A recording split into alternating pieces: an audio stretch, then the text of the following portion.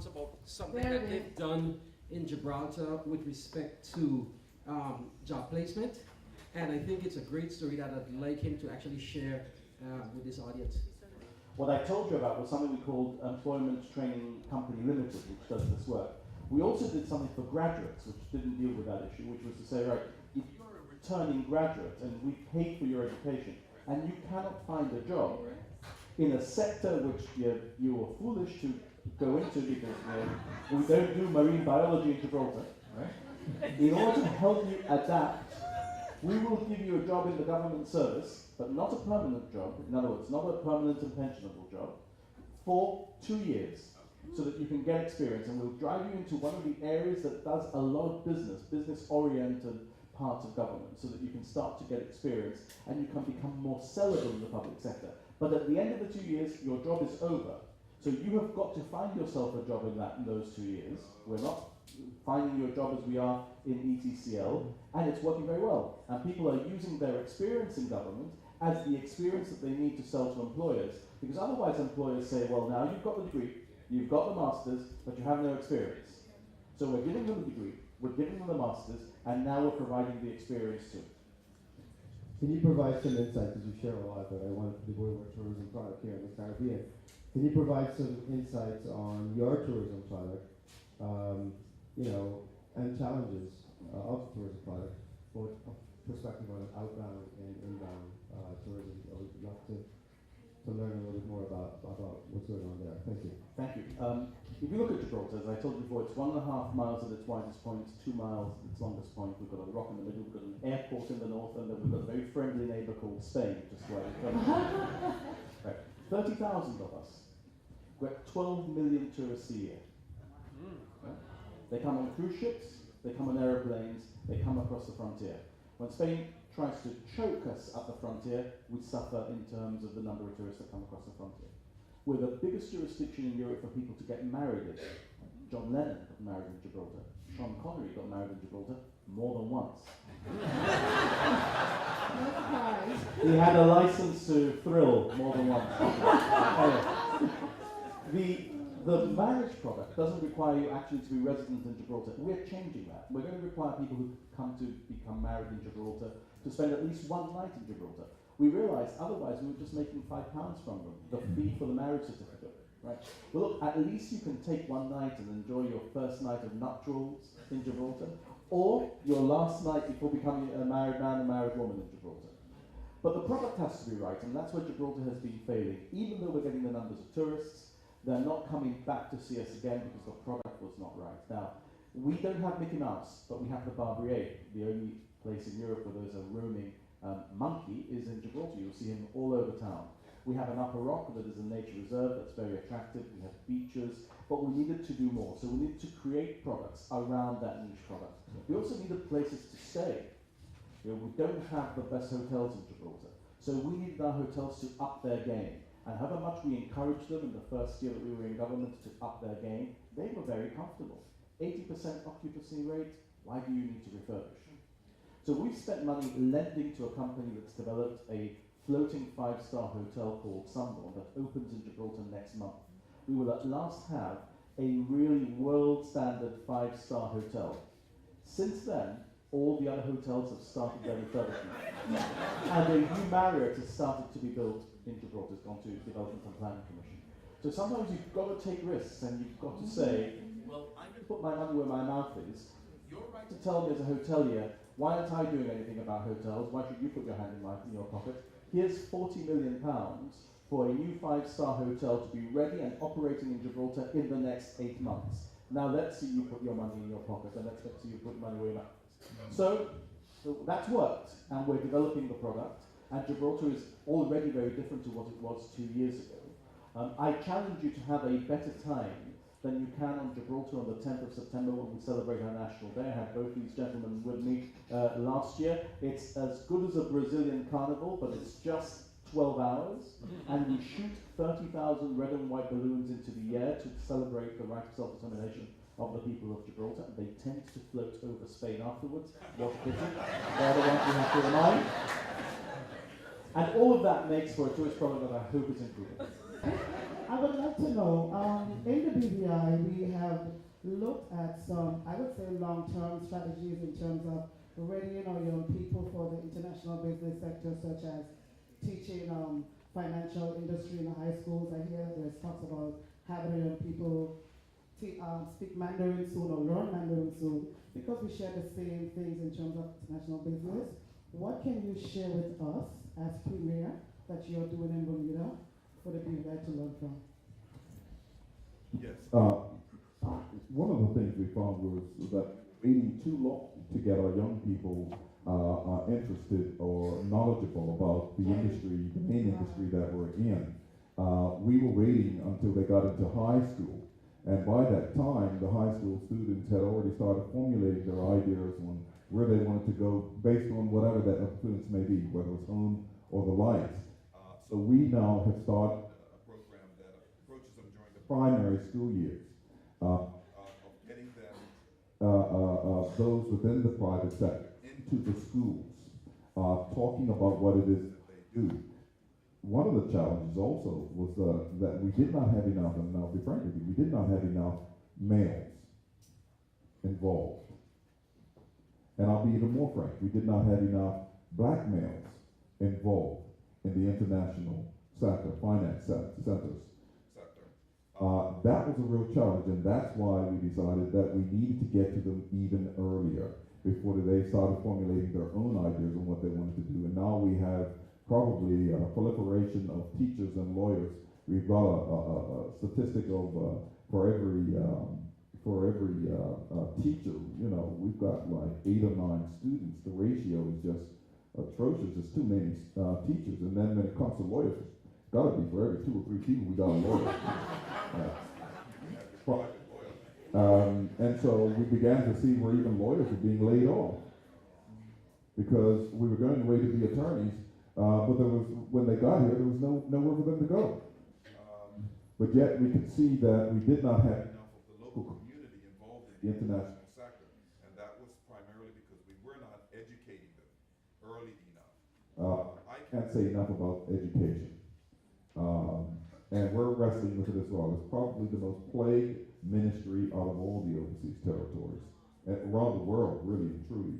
And that is because I don't believe that we place enough emphasis, meaning support and money, behind education, looking for solutions. Can I say something very quick on that? I think it'd be helpful. Of course. You won't find many international socialists that agree much with Tony Blair, but he said one thing which was absolutely right, that the key to the future is education, education, education. Yeah. And you've touched on something which is important, which is teaching people to speak Mandarin or Cantonese. What we're doing there is we've approached a group called the Confucius Institute, which is in China, and they come into schools, literally from the age of 4, and start to teach Chinese, and we're hoping to start that next term. It will be voluntary for people aged, well, not for people, for parents, for children aged 4 onwards, but it will be an option for people aged 12 onwards for them to choose themselves, because I think otherwise, if you don't do something to give them the opportunity to learn Chinese, how could people do that? Mm-hmm. And interestingly, we have the same problem as Bermuda, perhaps as the BVI, too many lawyers, but not enough accountants. So what we're having to do is to get people interested in accountancy. I wish that John Grisham would write a good book about an accountant, so that people get interested in accountancy, because we're having to import accountants. My question really is for the Premier of Bermuda. All of the overseas territories are, to some extent, limited by the constitution under which they operate. And within those constitutions, there's a certain dynamics that is set out as in terms of the relationship between the locally elected government and the British government. And of course, it is said that Bermuda has the most advanced constitution of the overseas territories. And I wonder from experience in Bermuda, can you just give us a sort of indication as to in what ways has that sort of advancement in the Bermuda Constitution benefited Bermuda in terms of ensuring that Bermuda continues to thrive, and particularly as it relates to dealing with the international community and in terms of representation and interaction by the local government. Bermuda probably has a ratio, the wealthiest middle class, black middle class in the world. That's in trouble right now because we've not made some good decisions of the recent past. But being able to have that self-determination, being able to make the decisions on your own as to where you want to go, has led to the progress as to where we are today. You know, it becomes, and Fabian and I were talking about some of these things, it becomes very difficult when the people of an island wish to go in a certain direction, but yet you've got things working against you, like the Constitution, your own Constitution, that doesn't allow you to be self-determined, to make decisions for yourself in the direction that you want to go in. I would encourage, it's a bit of a sell-out question because you got the governor here, and I'm not sure if my phone is tapped in the lights.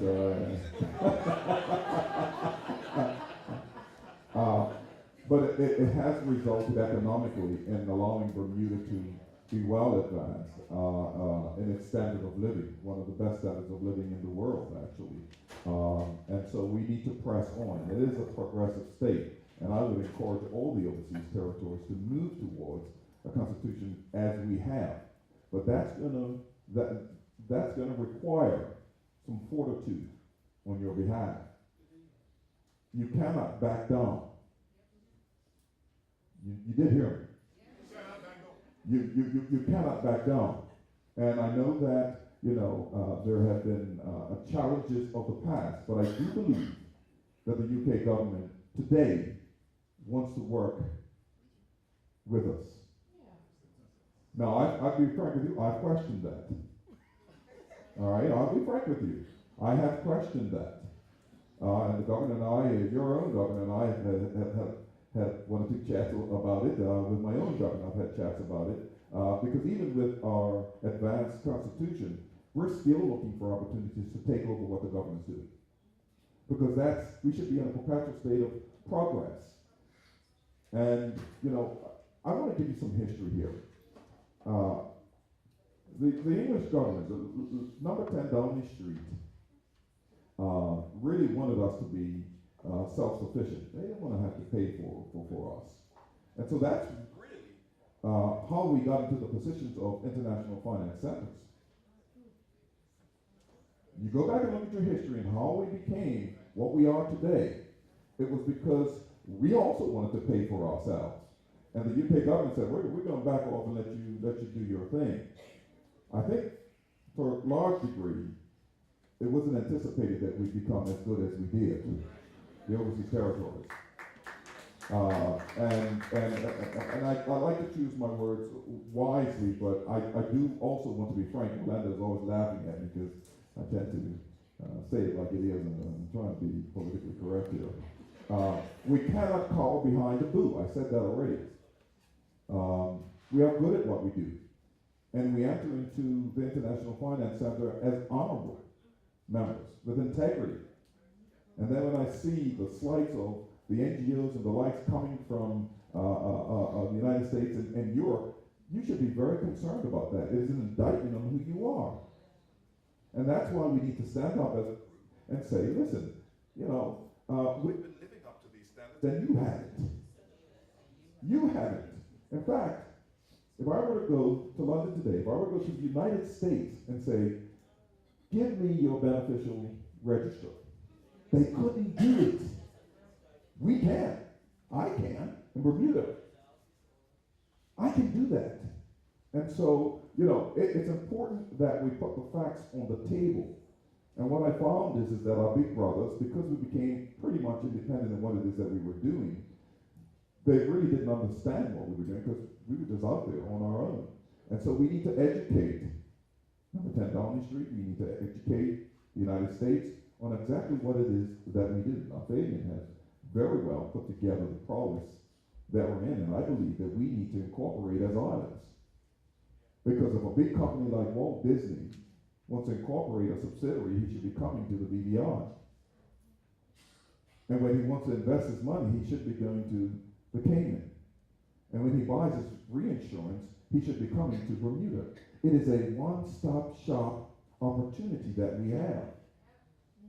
But we must be pressing forward as far as our Constitution is concerned and advancing it.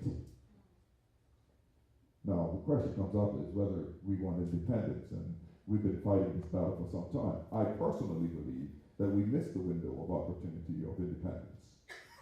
Why would I go independent now when I can travel to the United States without a visa and go to Europe and go to school and work in the life? Why would I do that? You understand what I'm saying?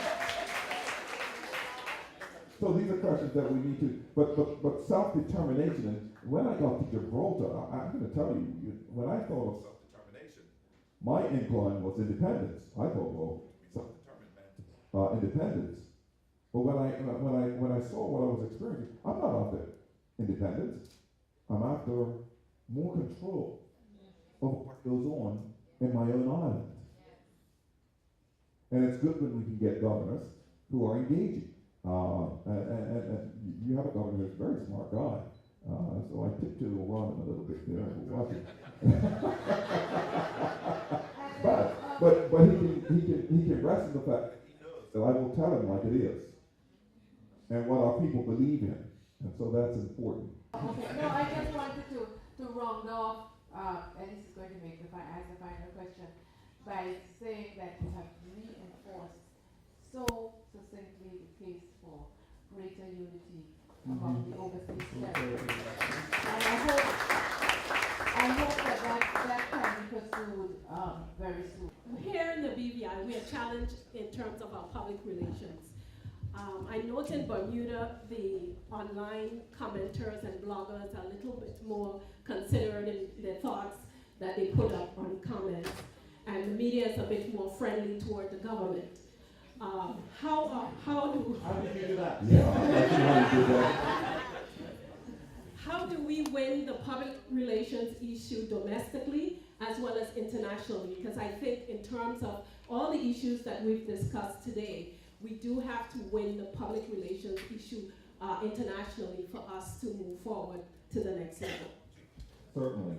You've got to, listen, you have a compelling story. You have got to tell your story. See, people don't buy what you do, they buy why you do it. And the why is the story. You are a thriving people, but you have not gone out, just like Bermuda, and told your story enough. So you've allowed perceptions to come in based on what someone else is imposing. And I want to say this here. I am delighted, and I give great kudos to your premier. And I'm going to call her First Lady for going to Hong Kong and setting up office there. Because you're getting out there and telling your story. Remember this here. You're not competing against Bermuda and Gibraltar, you know. You're not competing against each other in BVI. You're on the world stage. And all of BVIans, is that how you say it? You need to understand that you are on the world stage. This is not about local stuff. This is about international survival. The reason you are, the reason you need to be proud is because you're on international stage. You're surfing with the big boys. You need to tell your story. Your young people don't know the story, and your adults don't even know the story. That's why politically he's taking licks for traveling.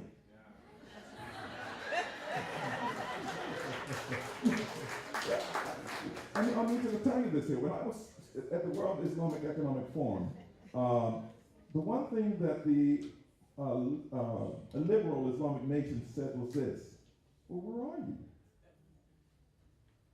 I haven't seen you. And I can guarantee they're saying that about many other overseas territories as well. You have to get in front of them. It is a competitive world. If you don't get in front of them, guess what? Someone else will. The days of where you could sit back and allow them to come to you are gone. Okay? And although we may have different currencies, it's a one world economy right now.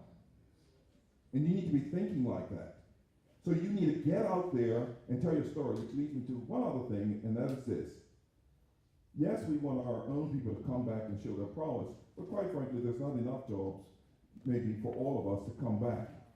The prowess in who you are as a nation really is you becoming the best at what you do and exporting that expertise.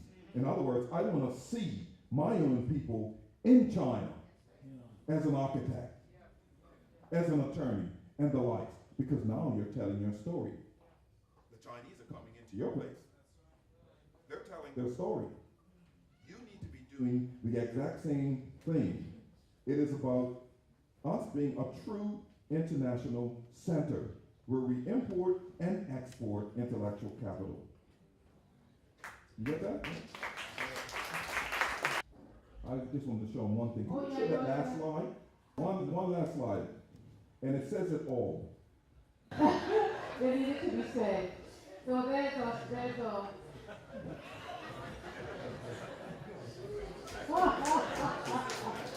Go on to do you want to come? Do you want to come?